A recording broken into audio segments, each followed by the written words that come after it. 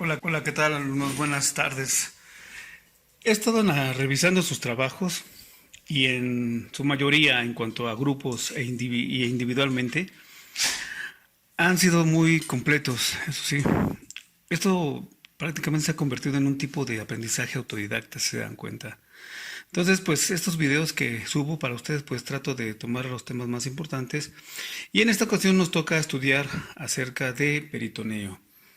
Bueno, como definición, el peritoneo es una membrana fácil, es una membrana que se anexa a los órganos contenidos dentro de la cavidad abdomino-pélvica, no solamente abdomen, sino también pelvis. Consta de dos hojas, peritoneo parietal y peritoneo visceral. Lo importante es sus funciones. ¿Para qué el peritoneo? ¿Por qué esa manta que cubre algunos órganos abdominales? Bueno, porque lo que va a hacer es asegurar el mismo sostén de los órganos abdominales y los va a suspender, los va a fijar hacia la pared abdominal. Va a permitir el deslizamiento de las vísceras también, va a ser favoreciendo así su movimiento, tanto como movimientos de peristalsis, como movimientos propios del cuerpo, como los músculos de la respiración y que también se distienden los órganos como tal, ¿sí? Entonces va a ver que va a favorecer el movimiento. Creo que es bien importante, no solamente es cuestión de sostén y que ayudar al deslizamiento de las vísceras, sino que también va a asegurar la reabsorción de los líquidos dentro de los intraperitoneales, perdón. ¿Sí?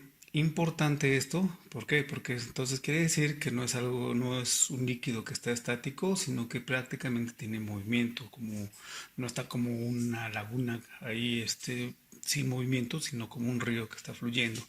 Y esto se va a encontrar este mecanismo de absorción y reabsorción en el hipocondrio derecho, arribita del hígado, por unos conductillos que se llaman de Renvier. Estos conductillos de Renvier son vasos linfáticos que van a llevar todo esto del hipocondrio de derecho hacia lo que es el mediastino. Muy bien. Peritoneo parietal. Acuérdense, peritoneo parietal, su nombre lo dice, pared. Se aplica a las paredes de la cavidad abdominal y pélvica. Célula adiposo. Y fíjense esto importante, su inervación y su vascularización y linfa incluso es igual a la pared abdominal. Y entonces, por lo tanto, si su inervación, si ya nos aprendimos, o bueno, ya repasamos la inervación de la pared abdominal, pues bueno, esto es más fácil, ¿no? Ya lo hicimos. Entonces, debido a que esta inervación va a tener ¿qué? Sensibilidad. ¿Sensibilidad a qué? A la presión. Sensibilidad a la temperatura, calor-frío. Sensibilidad a la laceración o irritación peritoneal. En cuanto al dolor de tipo irritativo del peritoneo parietal, fíjense, porque va a ser diferente el tipo de semiología, si nada más es la lesión en peritoneo de la capa externa, de la capa parietal, va a ser muy localizada, ¿sí? O sea que si hay una irritación en la zona del hipogastrio, del peritoneo, entonces si nosotros palpamos ahí, pues ahí luego lo vamos a localizar, ¿no? A diferencia del peritoneo visceral, va a tener la misma vascularización, igual que las vísceras que los envuelven. Que las vísceras, ya no la pared, que las vísceras. Entonces va a tener una sensibilidad en cuanto al dolor de la víscera afectada, pero tiende a no ser muy localizada o específico. ¿Esto qué es? Pues más que nada va a dar, si es una inflamación de una víscera, entonces puede dar un dolor irradiado o un dolor reflejado, y no es muy localizable, ¿sí? La diferencia en cuanto a sensibilidad de peritoneo visceral y peritoneo parietal. Entonces esta envoltura tiene algunos pliegues, buenos repliegues, que hacen que se cubran algunas y formen unas extensiones, por decirlo así, hacia los órganos de la cavidad abdominal. Podemos dividir dos tipos de repliegues. Este repliegue que es membranoso, ¿qué significa membranoso? Bueno, esto va a unir al peritoneo parietal al visceral. Entonces, ¿qué va a haber allí? Un espacio, ¿no? Va a haber un espacio entre las capas visceral y parietal. Va a haber ese tipo de espacios. ¿Y qué es lo que va a pasar? Pues van a contener ahí también los pedículos vasculonerviosos, va a haber agua, va a haber electrolitos, cuestiones de o anticuerpos, leucocitos que tienen que ver con el sistema inmunológico.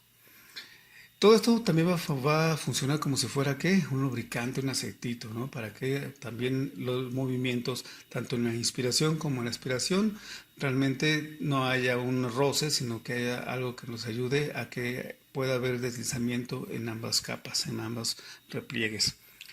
Y los repliegues propios del peritoneo, a estos se les conocen como mesos. Entonces, si hablamos de mesos, es un prefijo, mesotelio, mesogastro, mesogastro, mesocólico, ¿sí? Entonces, es un prefijo y los mesos se van a unir a la pared de un segmento del tubo digestivo. Y aquí nos dice, ¿no? Mesogastro, mesocolon, mesenterio, etcétera, etcétera. ¿Qué son los ligamentos? Bueno, los ligamentos peritoneales, fíjense, unen a la pared los órganos abdominales y en ocasiones víscera con víscera. Aquí podemos decir que pues también, ¿no? Unen la pared a los órganos, pero no. Fíjense, el meso va a unir, pero a un de la pared ahora sí que de la pared del abdomen va a unir al segmento, pero del digestivo, tubo digestivo. Empezamos desde esófago, estómago, intestino delgado, colon, recto. Todo eso es el tubo digestivo, tubo digestivo. Pero aquí estamos hablando que los ligamentos van a ser de la pared hacia los órganos abdominales. ¿Cuál es lo más característico? Hígado, hígado, estómago, ¿no? Entonces, vaso. Y por último, los omentos, que en realidad son dos, ¿no? Se le conoce también como epiplones, o antes se le llamaba como epiplones. Y es un repliegue que se extiende de un órgano a otro. Aumento mayor y aumento menor. Ahorita vamos a ver algunas ilustraciones más adelante. Intraperitoneales. Órganos intraperitoneales, casi totalmente cubiertos por el peritoneo visceral, por ejemplo, lo que les decía, el estómago, el intestino. Extraperitoneales. Órganos que están fuera del peritoneo, que no están cubiertos en su mayoría de su ocupación, y pueden estar ligeramente recubiertos por el peritoneo parietal y por el clásico ejemplo los riñones, ¿no? Muy bien. Vamos a enfocarnos, vamos a ver todo esto. Aquí nos vamos a detener un ratito, pero ahorita lo que les quiero mostrar es esto. Lo que les quiero mostrar es esto. Si nosotros hiciéramos un corte transversal y lo viéramos desde arriba, pudiéramos aquí determinar.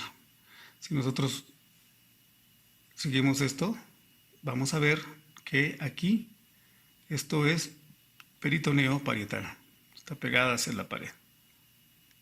Y aquí vemos una extensión o una extensión o como se le conocen como repliegues.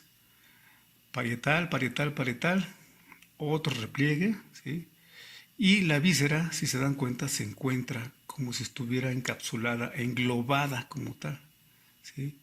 No está dentro de cavidad peritoneal. Cavidad peritoneal es esto, si se dan cuenta. Imagínense que ustedes están inflando un globo, medio lo inflan, no totalmente inflado, queda un poquito aguadito, pero hay aire adentro, ¿sí? Si ustedes introducen y hacen presión con su dedo índice hacia ese globo, entonces ¿qué es lo que puede hacer? Que cubra completamente el dedo índice, ¿no? Como si fuera así. Entonces estos órganos, algunas vísceras, lo que hicieron a nivel embriológico fue invaginarse dentro de este peritoneo, pero no lo cubre, no está dentro, sino prácticamente lo protege así. A estos se les van a llamar intraperitoneales, ¿sí? ¿Se entiende? Casi todos los órganos del peritoneo son así, a excepción del ovario. Acuérdense que están las trompas de falopio, entonces las fimbrillas, y ahí hay una transición de epitelios. Y entonces ahí el ovario sí se introduce dentro de la cavidad peritoneal. Es el único órgano ¿sí?, que se introduce dentro de la cavidad peritoneal. Bueno, entonces, vámonos para acá. Vamos a utilizar mucho esta imagen. Es un corte sagital y vamos a tomar puntos de referencia: tórax, cavidad torácica, diafragma, cúpula diafragmática, posterior, anterior, y esto como referencia, hueso coxígeo, ¿sí?, y hueso del pubis. Vamos a empezar a seguir el trayecto del peritoneo desde arriba. Vamos a enfocarnos aquí. Entonces, esto es peritoneo, ¿qué? Parietal, aunque aquí lo vemos que se encuentra muy en contacto con lo que es el diafragma, la cara interna del diafragma, o la cara inferior, perdón. ¿Sí?